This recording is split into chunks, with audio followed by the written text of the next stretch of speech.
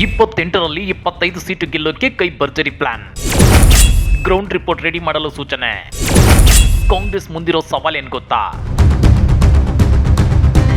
ಎಐಸಿಸಿಗೆ ಅತಿ ಹೆಚ್ಚು ಲೋಕಸಭಾ ಕ್ಷೇತ್ರಗಳನ್ನು ಗೆಲ್ಲಿಸಿಕೊಡೋ ಭರವಸೆ ಮೂಡಿಸಿರೋ ಏಕೈಕ ರಾಜ್ಯ ಅಂದ್ರೆ ಅದು ಕರ್ನಾಟಕ. ಆದ್ರೆ ವಿಧಾನಸಭಾ ಚುನಾವಣೆಯಂತೆ ಲೋಕಸಭಾ ಚುನಾವಣೆ ನಡೆಯಲ್ಲ. ಈ ಚುನಾವಣೆಯ ಲೆಕ್ಕಾಚಾರಗಳೇ ಬೇರೆಯಾಗಿರ್ತವೆ. ಹೀಗಾಗಿ ಎಐಸಿಸಿ ಕರ್ನಾಟಕ ಕಾಂಗ್ರೆಸ್ಗೆ ಗ್ರೌಂಡ್ ರಿಪೋರ್ಟ್ ರೆಡಿ ಮಾಡಲು ಸೂಚಿಸಿದೆ. ಹಾಗಾದ್ರೆ ಲೋಕಸಭಾ ಚುನಾವಣೆಗೆ ಕಾಂಗ್ರೆಸ್ ಮುಂದಿರೋ ಸವಾಲುಗಳೇನು ಗೊತ್ತಾ? ಅದನ್ನ ಡೀಟೇಲ್ ಆಗಿ ತೋರಿಸ್ತೀವಿ. ಆದ್ರೆ ಅದಕ್ಕಿಂತ ಮೊದಲು ಹಲೋ ಕನ್ನಡ ಯೂಟ್ಯೂಬ್ ಚಾನಲ್ ಅನ್ನು ಸಬ್ಸ್ಕ್ರೈಬ್ ಮಾಡ್ಕೊಳ್ಳಿ. ಹಾಗೇನೇ ಪಕ್ಕದಲ್ಲಿರೋ ಬೆಲ್ ಬಟನ್ ಅನ್ನು ಪ್ರೆಸ್ ಮಾಡಿ. ರಾಜ್ಯದಲ್ಲಿ ಬಿಜೆಪಿ ಜೆಡಿಎಸ್ ಮೈತ್ರಿಯಿಂದ ಲೋಕಸಭಾ ಚುನಾವಣಾ ಫಲಿತಾಂಶದ ಮೇಲಾಗುವ ಪರಿಣಾಮಗಳ ಕುರಿತಂತೆ ಎಲ್ಲ 28 ಲೋಕಸಭಾ ಕ್ಷೇತ್ರಗಳಲ್ಲೂ ಹೊಸದಾಗಿ ಸಮೀಕ್ಷೆ ನಡೆಸಲು ಕಾಂಗ್ರೆಸ್ ಮುಂದಾಗಿದೆ. ಪಕ್ಷದ ಪರ ಮತ್ತು ವಿರುದ್ಧವಾಗಿರುವ ವಿಷಯಗಳು ಏನೇನು, ವಿರೋಧಿ ಪಾಳೆಯದ ಮೈತ್ರಿಕೂಟದ ಅಭ್ಯರ್ಥಿಗಳು ಯಾರಾಗಲಿದ್ದಾರೆ, ಪಕ್ಷದಿಂದ ಯಾರು ಅಭ್ಯರ್ಥಿಯಾದರೆ ಸೂಕ್ತ ಎಂಬುದು ಸೇರಿ ನಾನಾ ಆಯಾಮಗಳಲ್ಲಿ ಪ್ರತಿ ಲೋಕಸಭಾ ಕ್ಷೇತ್ರವಾರು ಸರ್ವೆ ನಡೆಸಲು ಕಾಂಗ್ರೆಸ್ ಹೈಕಮಾಂಡ್ ಸೂಚಿಸಿದೆ. ಕಾಂಗ್ರೆಸ್ ಚುನಾವಣಾ ತಂತ್ರಜ್ಞ ಸುನಿಲ್ ಕನ್ನಗೋಲು ತಂಡಕ್ಕೆ ಈ ಜವಾಬ್ದಾರಿ ನೀಡಲಾಗಿದೆ ಅನ್ನೋ ಮಾತುಗಳು ಕೇಳಿ ಬರ್ತಿವೆ. ನಿಮ್ಗೆ ಗೊತ್ತಿರಲಿ, ಕರ್ನಾಟಕದಲ್ಲಿ ವಿಧಾನಸಭಾ ಚುನಾವಣೆಗೂ ಲೋಕಸಭಾ ಚುನಾವಣೆಗೂ ಭಾರಿ ವ್ಯತ್ಯಾಸಗಳಿವೆ.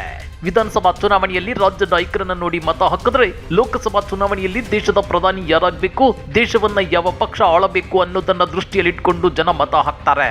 ಹೀಗಾಗಿನೇ 2019ರ ಲೋಕಸಭಾ ಚುನಾವಣೆಯ ವೇಳೆ ರಾಜ್ಯದಲ್ಲಿ ಕಾಂಗ್ರೆಸ್ ಮತ್ತು ಜೆಡಿಎಸ್ ಸಮ್ಮಿಶ್ರ ಸರ್ಕಾರ ಅಸ್ತಿತ್ವದಲ್ಲಿದ್ರು 28 ಲೋಕಸಭಾ ಕ್ಷೇತ್ರಗಳ ಪೈಕಿ ಬಿಜೆಪಿ 25ರಲ್ಲಿ ಗೆದ್ದು ಬೀಗಿತ್ತು. ಆದ್ರೆ ಈ ಸಲ 25 ಸೀಟುಗಳನ್ನ ಗೆಲ್ಲೋದಕ್ಕಾಗಲ್ಲ ಅನ್ನೋದು ಖುದ್ದು ಬಿಜೆಪಿ ನಾಯಕರಿಗೂ ಮನವರಿಕೆಯಾಗಿದೆ. ಹೀಗಾಗಿನೇ ಜೆಡಿಎಸ್ ಜೊತೆ ದೋಸ್ತಿ ಮಾಡಿಕೊಂಡು 4ರಿಂದ 5 ಕ್ಷೇತ್ರಗಳನ್ನ ಜೆಡಿಎಸ್ಗೆ ಬಿಟ್ಟು ಕೊಡಲು ಮುಂದಾಗಿದೆ. ಇತ್ತ ರಾಜ್ಯ ಕಾಂಗ್ರೆಸ್ಗೂ ಕೂಡ ವಿಧಾನಸಭಾ ಚುನಾವಣೆಯಲ್ಲಿ ಕೈ ಹಿಡಿದಂತೆ ಗ್ಯಾರಂಟಿ ಯೋಜನೆಗಳು ಲೋಕಸಭಾ ಚುನಾವಣೆಯಲ್ಲೂ ಕೈ ಹಿಡಿಯುತ್ತವೆ ಅಂತ ಹೇಳೋಕ್ ಬರಲ್ಲ. ಹೀಗಾಗಿ ಅದಕ್ಕೂ ಮಿಗಿಲಾದ ರಣತಂತ್ರ ಹೆಣೆಯೋಕೆ ರಾಜ್ಯ ಕಾಂಗ್ರೆಸ್ ಮುಂದಾಗಿದೆ. ಅಷ್ಟೇ ಅಲ್ಲ, ಈ ಸಲ ಲೋಕಸಭಾ ಚುನಾವಣೆಯಲ್ಲಿ ಹಲವು ಹಿರಿಯ ಮತ್ತು ಪ್ರಭಾವಿ ಸಚಿವರನ್ನ ಅಭ್ಯರ್ಥಿಗಳನ್ನಾಗಿ ಮಾಡುವ ಅನಿವಾರ್ಯತೆ ಕಾಂಗ್ರೆಸ್ ಹೈಕಮಾಂಡ್ ಮುಂದಿದೆ. ಕನಿಷ್ಠ 6-7 ಕ್ಷೇತ್ರಗಳಲ್ಲಿ ಹಿರಿಯ ಸಚಿವರು ಅಭ್ಯರ್ಥಿಗಳಾಗಬೇಕು ಅಥವಾ ಗೆಲ್ಲಿಸಿಕೊಂಡು ಬರೋ ಪೂರ್ಣ ಜವಾಬ್ದಾರಿ ತೆಗೆದುಕೊಳ್ಳಬೇಕು ಅಂತ ಸೂಚಿಸಲು ಎಐಸಿಸಿ ನಾಯಕರು ಬಯಸಿದ್ದಾರೆ.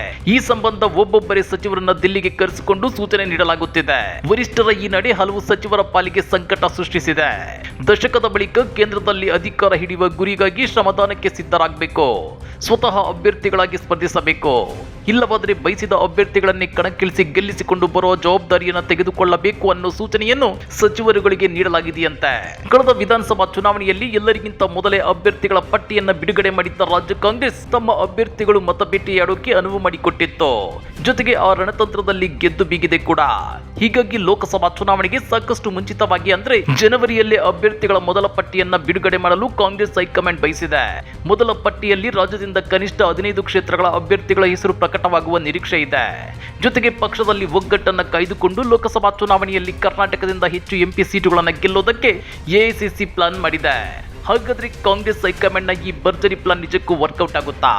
ಕಮೆಂಟ್ ಮಾಡಿ, ವಿಡಿಯೋ ಲೈಕ್ ಮಾಡಿ, ಶೇರ್ ಮಾಡಿ.